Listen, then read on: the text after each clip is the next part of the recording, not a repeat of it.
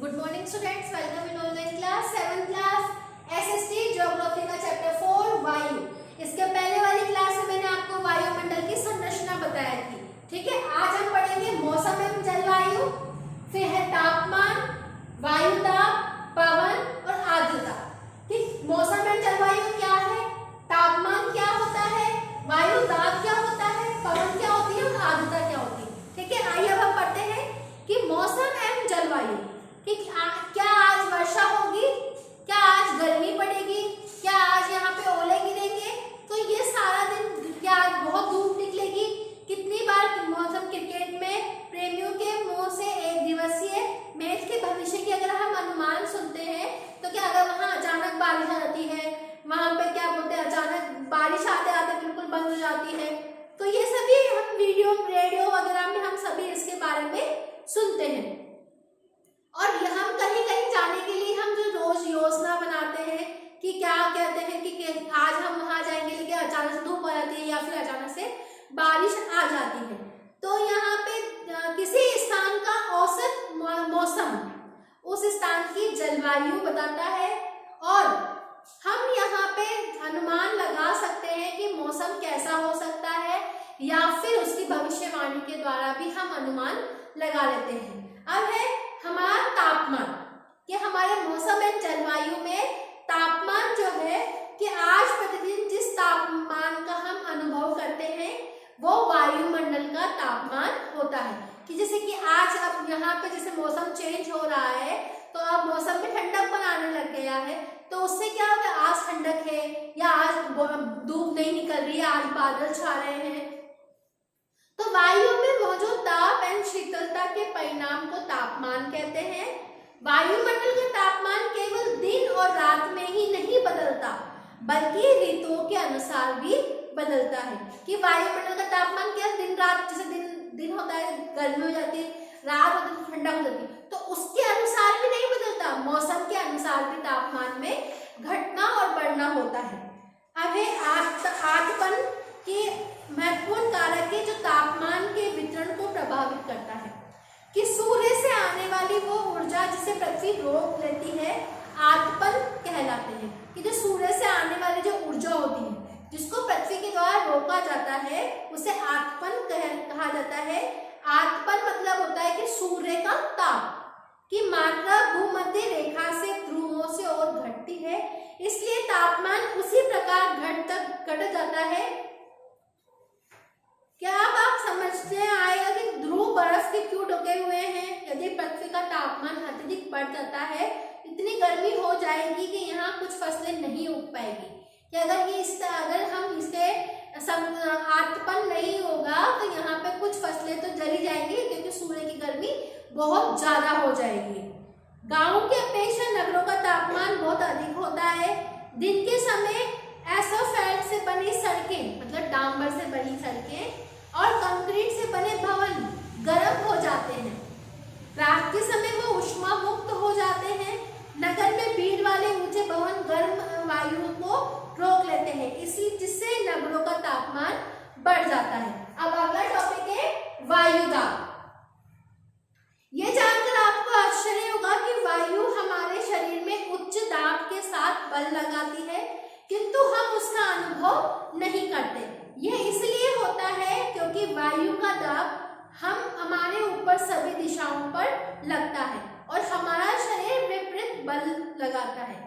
पृथ्वी की सतह पर वायु के भार द्वारा लगाया गया दाब वायु दाब कहलाता है। कि पृथ्वी की सतह जो हम जिस सतह पर हम रहते हैं कि जो वायु के द्वारा दाब लगता है उसके ऊपर, उसको उस दिए गए दाब को हमें वायु दाब कहते हैं।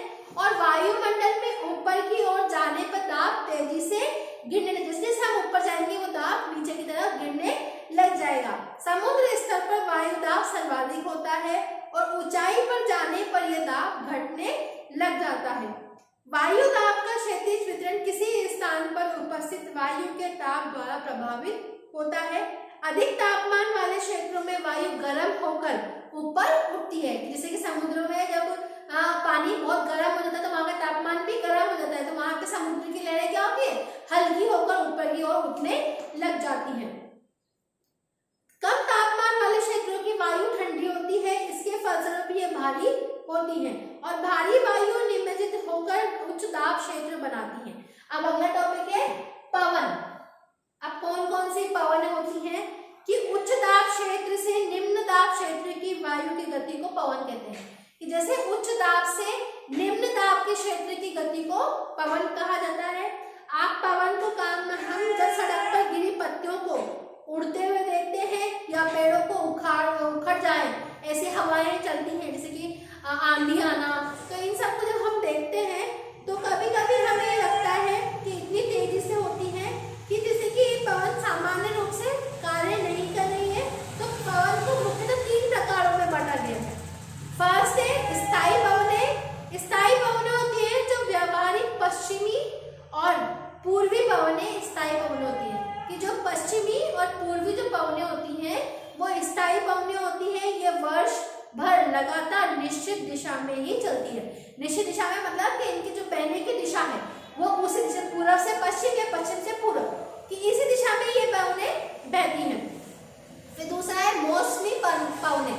वो हवाएं जिनसे हमारे मौसम के उठने की, हमारे जो बारिश वगैरह आने का तापमान वगैरह, या जिससे हमारे यहाँ पे बारिश वगैरह होती है या हमारे मौसम में परिवर्तन होता है, उनकी वो वाली पवनें होती हैं। ये पवनें विभिन्न ऋतुओं में अपनी दिशा बदलती रहती हैं। उदाहरण के लिए भारत में मानसून की पवन आती है जिनसे हमारे भारत का मानसून उठता है। अब नेक्स्ट है 3rd नंबर की स्थानीय पवनें। कि ये पवनें किसी क्षेत्र में वर्ष या दिन के किसी विशेष समय पर ही चलती है। उदाहरण के लिए समुद्री के समीप, क्या आपको भारत में उत्तरी गर्म की क्षेत्र की स्थानीय पवनें याद है जिसे हम लू कहते हैं।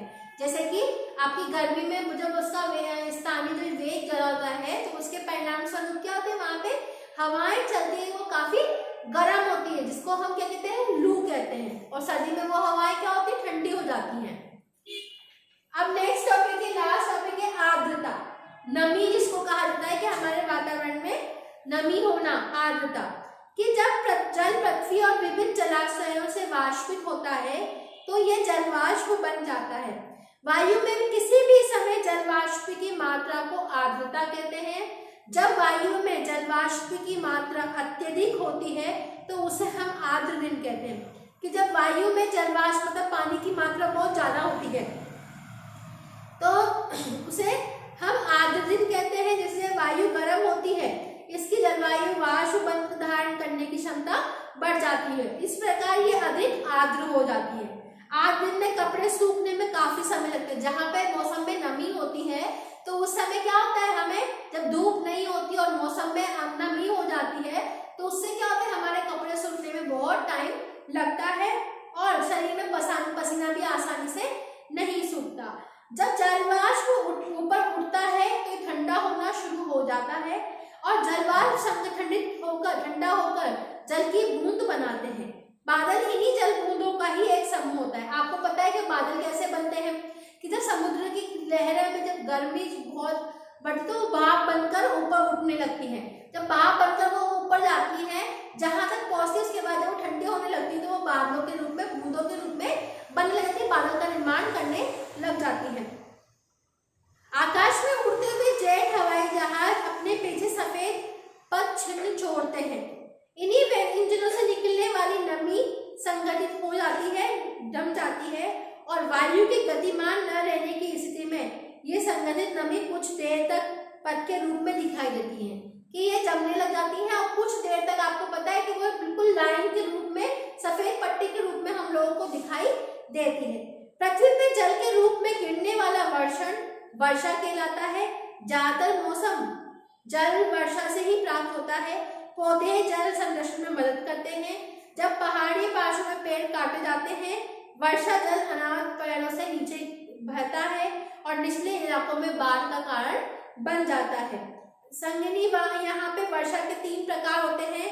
पहला है संघनी वर्षा, दूसरा है पर्वतीय वर्षा, तीसरा है चक्रवाती वर्षा। ठीक है, पौधों और जीव जंतुओं के जीवित रहने के लिए वर्षा बहुत महत्वपूर्ण है। कि अगर वर्षा नहीं होगी तो यहाँ पे पेड़ पौधों का और मनुष्य का जीवन कुछ नहीं है। इससे धरातल को जल प्रदान होता है। यदि वर्षा कम हो तो जल की कमी हो तथा सूखा हो जाता है और विपरीत अगर वर्षा अधिक होती है तो वहां पे बाढ़ की स्थिति भी आ जाती है। ठीक है, आपको समझ में आ गया होगा कि मौसम क्या है, जलवायु क्या है, तापमान क्या है, वायु दाब क्या है, पवन और आर्द्रता। ठीक है, आपका ये चैप्टर खत्म है।